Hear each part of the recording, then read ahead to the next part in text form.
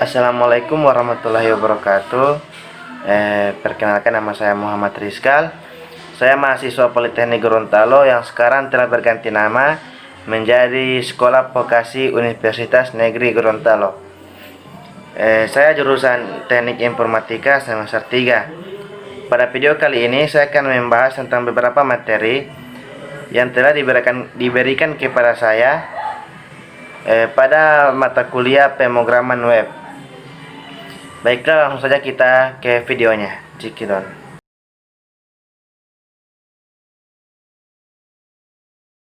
Baiklah, pada materi pertama yaitu berjudul Sejarah Perkembangan Internet sebagai Wadah Keberadaan Kibermedia. Internet merupakan media komunikasi terbaru yang di dunia saat ini.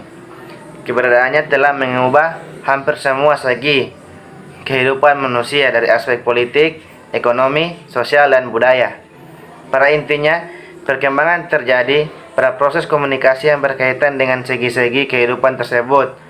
Pada segi politik misalnya, internet telah mengubah bagaimana cara politikus atau partai berkampanye. Pada segi ekonomi dan pada segi sosial, internet sudah mengubah cara kehidupan sosial dengan munculnya media-media yang cukup fenomenal adalah Facebook. Sementara itu, dalam konteks media ilmu komunikasi, internet adalah channel sejajar dengan televisi, radio, surat kabar. Yang saat ini telah munculnya internet sudah disebut media konvensional. Internet tersebut disebut sebagai media alternatif masyarakat untuk mengeluarkan pendapat secara bebas, seperti yang dikemukakan oleh Habermas dalam istilah public sphere. Di media internet yang kemudian dikenal juga dengan istilah kibermedia. Sejarah internet dari sisi teknologi. Komunikasi yang dilakukan dengan menggunakan media baru yang disebut dengan kibermedia tidak lepas dari sejarah perkembangan internet.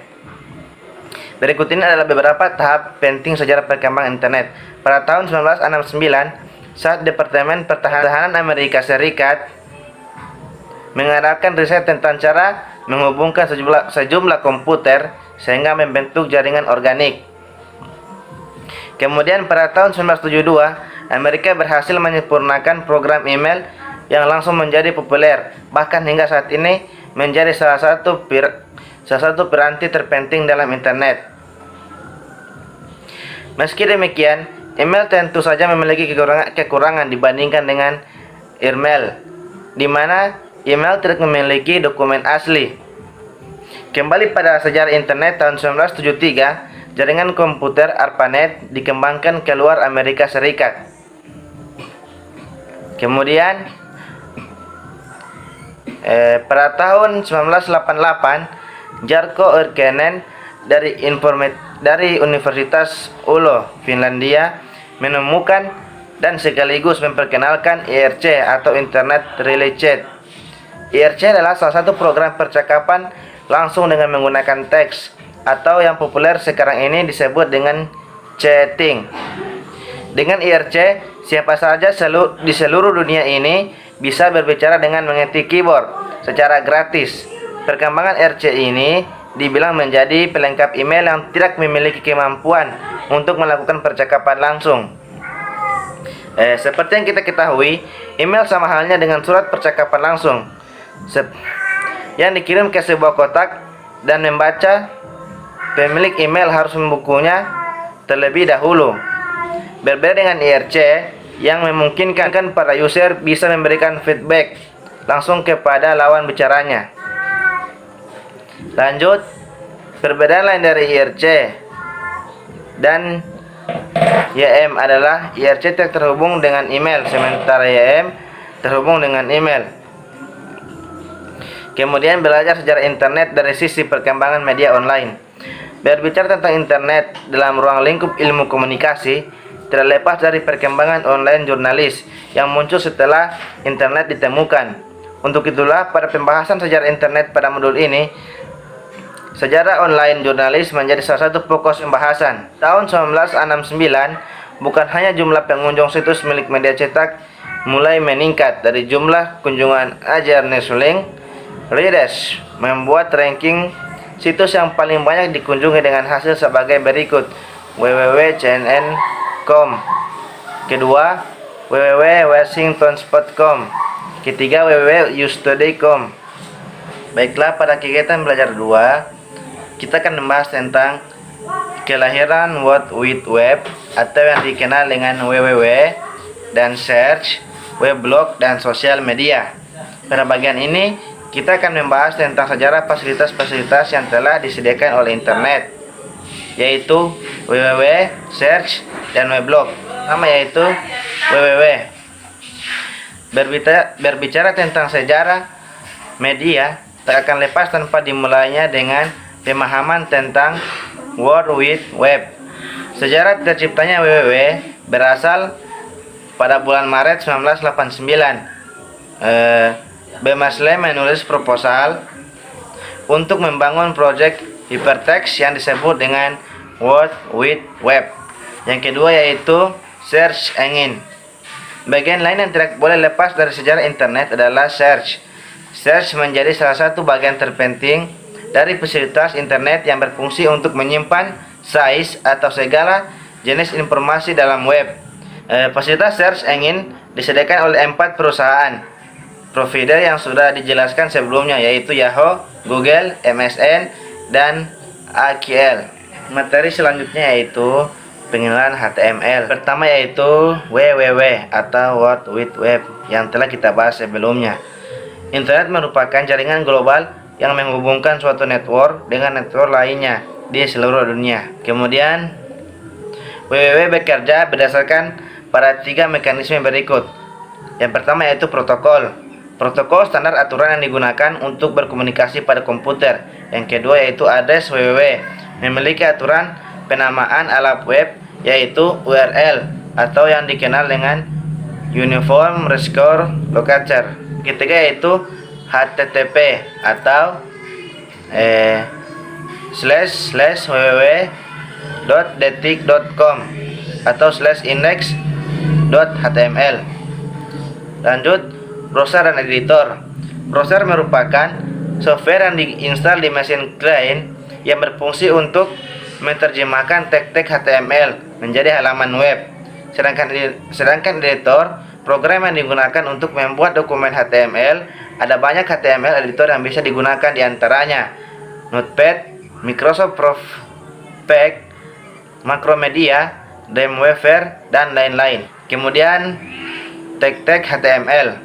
Kalau pada bahasa pemrograman kita mengenal kode, maka pada HTML mengenal yang namanya tag. Contoh tag HTML adalah kurung head, baris kurung, koma, titel, body HTML, img, dan lain-lain. Struktur HTML dokumen. Dokumen HTML bisa dibagi menjadi 3 bagian utama, HTML, head, dan body. Susunan HTML yaitu yang pertama hemopeg. Head kepala. Kepala ini menjadi beberapa bagian yaitu head, titel, head, judul, hemopeg. Kemudian body atau tubuh. Body itu ada dari isi teks, isi tabel, isi audio, video, dan lain-lain. Oke, cukup sampai situ pengantar HTML. Materi selanjutnya yaitu Apache Maven. Yang pertama yaitu ada IDE atau bahasa Inggrisnya yaitu Integrated Development Environment. Biasanya untuk membuat aplikasi di Java dengan IDE seperti NetBeans atau Speak, Build Tools atau Apache Maven. Apache Maven adalah Java with Build Tools yang menggunakan konsep Project Object Model atau POM. POM tersebut berisi informasi dan konfigurasi yang digunakan Maven untuk membuat project. Kemudian keunggulan dari menggunakan Maven yang pertama yaitu Maven membuat struktur project tersendiri sehingga project tersebut akan dapat dibuka dengan berbagai IDE dikarenakan Maven mendefinisikan project sendiri. Keunggulan lain yaitu Maven hanya tinggal didefinisikan saja di file POM XML dependency, maka Maven akan otomatis mendownload file-file tersebut. Implementasi pembuatan project dengan Maven. Sebelumnya, install Maven terlebih dahulu. Untuk menginstal Maven, Di Windows kita hanya perlu mendownload file zip Maven, mengekstraknya ke folder, dan konfigurasi variabel di Windows. Tambahkan variabel Maven Home. Tambahkan variabel Maven Home dan arahkan ke folder Maven. Tekan tombol Windows, plus pause.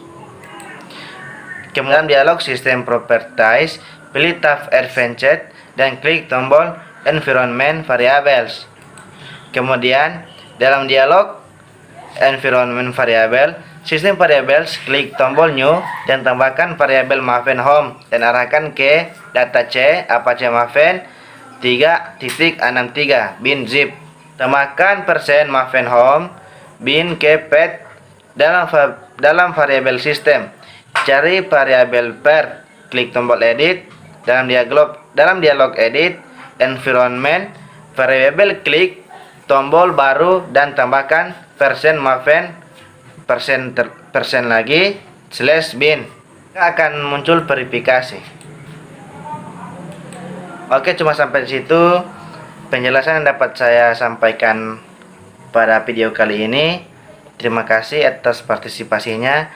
Mohon maaf jika ada kata-kata saya yang salah. Wallahu musta'an. Wassalamualaikum warahmatullahi wabarakatuh.